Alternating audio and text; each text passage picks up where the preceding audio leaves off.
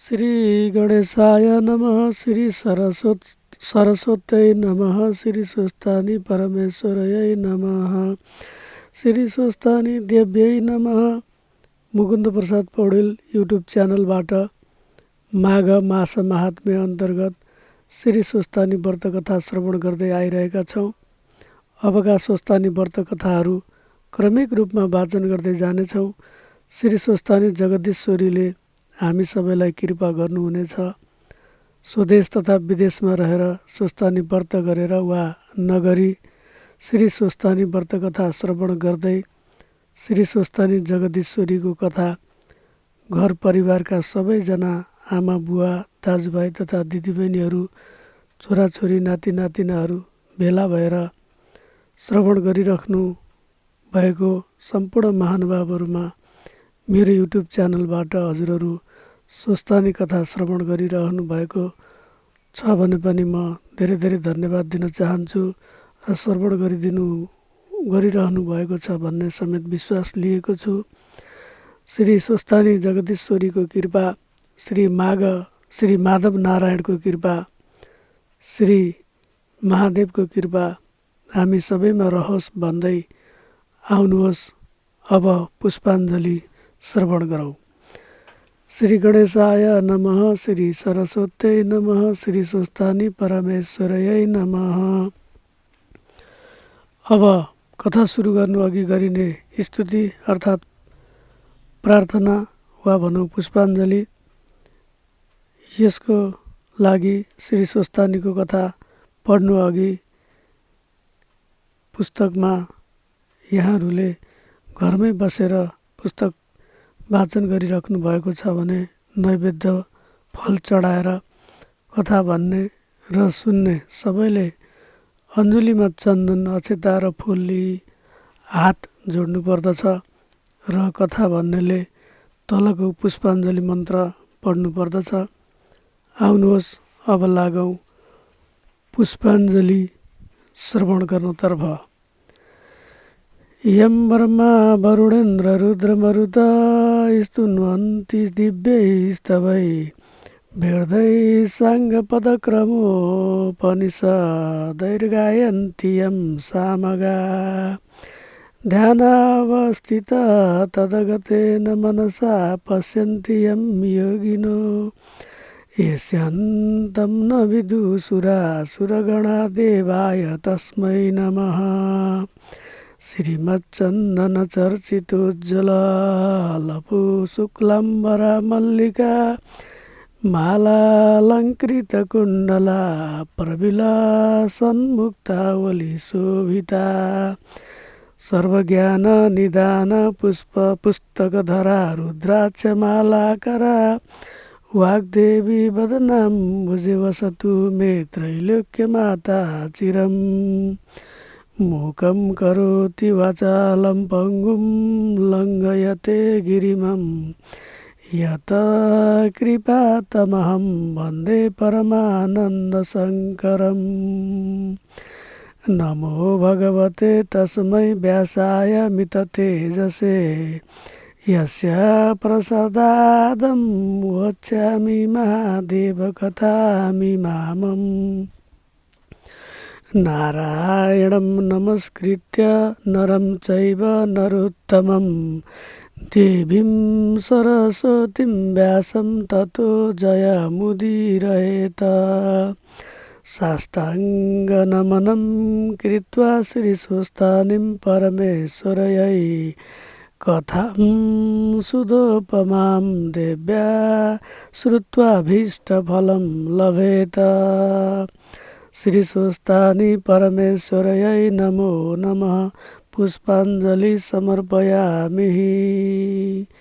यो मन्त्र पढिसकेपछि सबैले हातको फुल पुस्तकमा चढाई अगाडि बसेर पुस्तक वाचन गरिराख्नु भएको छ भने हातको फुल पुस्तकमा चढाएर ढोग गर्न सक्नुहुनेछ।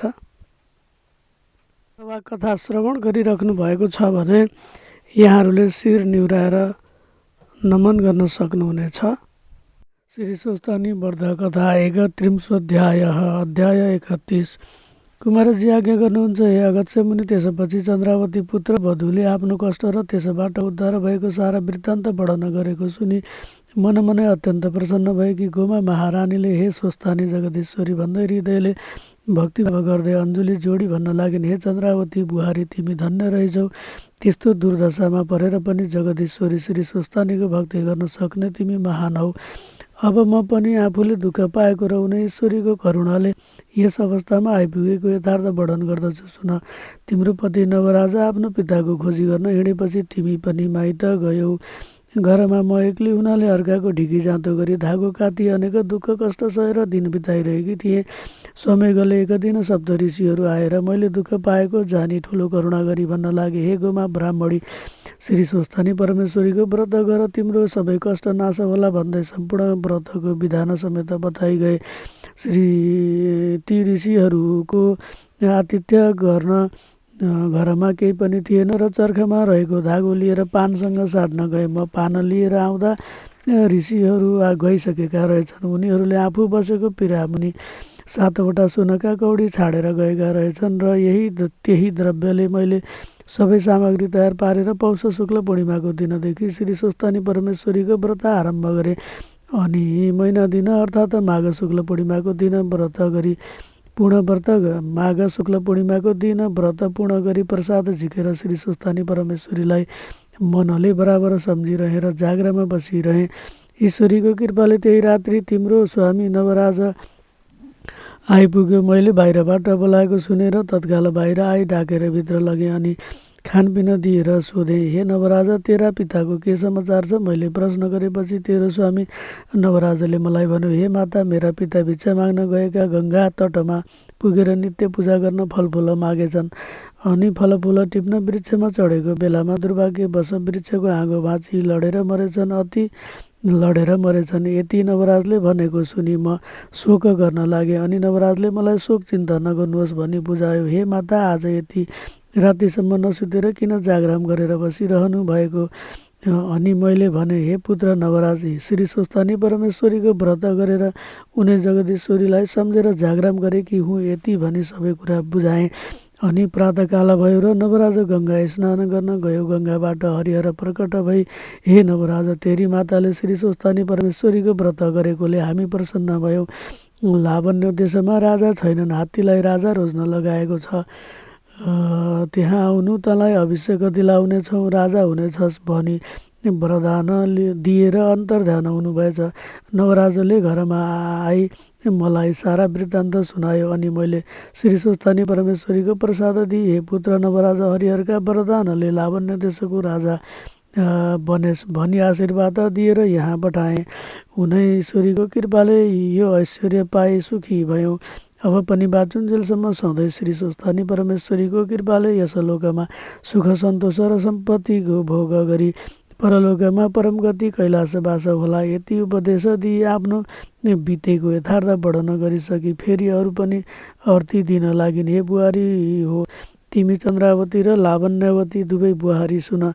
जस्तै सूर्य नारायण नभएको, दिन र चन्द्रमा नभएको रात उज्यालो वा शोभित हुँदैन, त्यस्तै प्रत्येक मनुष्यको पनि घरमा असल स्वभाव भएकी पत्नी छैन भने त्यसको घर सप्रँदैन। अब मेरो वृद्ध अवस्था भयो।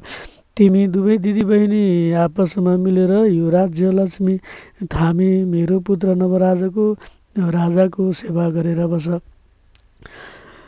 मेरो पुत्र नवराज राजाको सेवा गरेर बस। यति चन्द्रावती रानीलाई शिक्षा दिई ढुकुटीको साँचो पनि सुम्पिदिइन्। अनि चन्द्रावती रानी र लावण्यवती रानीले पनि भने, हे माता, हजुरको तपस्याले हाम्रा स्वामी राजा हुनुभयो।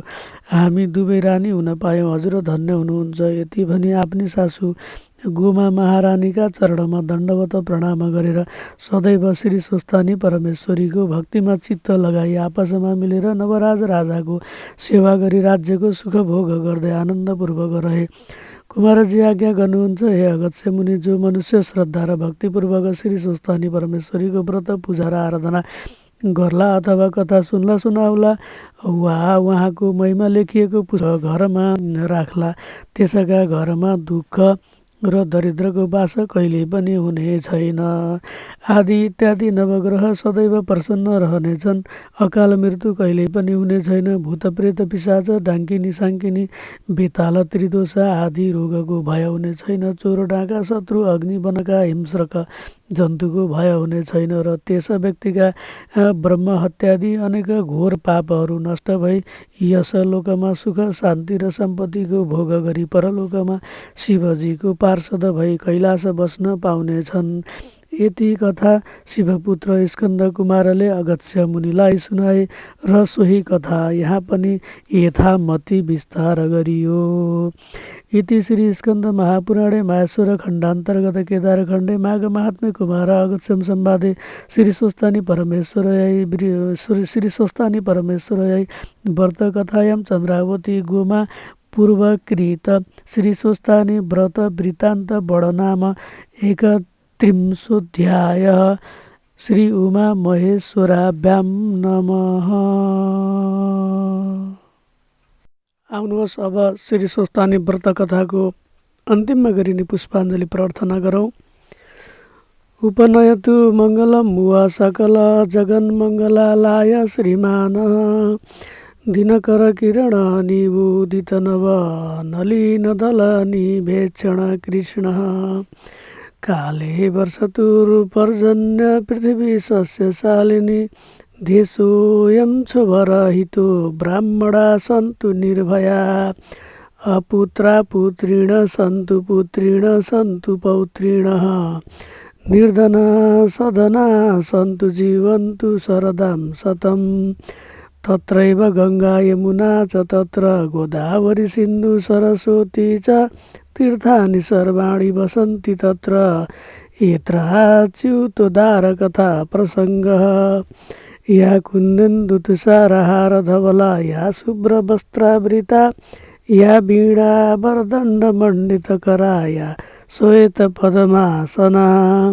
या ब्रह्मच्युतशङ्कर प्रभृतिभिर्देवैः सदा वन्दिता सा मां पातु सरस्वती भगवती निःशेषजाडयापहा कायेन वाचा मनसेन्द्रियैर्वा बुद्ध्यात्मना वा नुसृते स्वभावतः करोमि यद्यत् सकलं परस्मै नारायणेति समर्पये ततः श्री स्वस्तानि परमेश्वरयै नमः।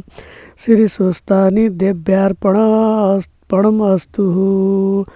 यस युट्युब च्यानलबाट आगामी कथाहरू क्रमिक रूपमा सुनाउँदै जानेछौँ भन्दै यहाँहरू सबैलाई धेरै धेरै सादुर्भाव।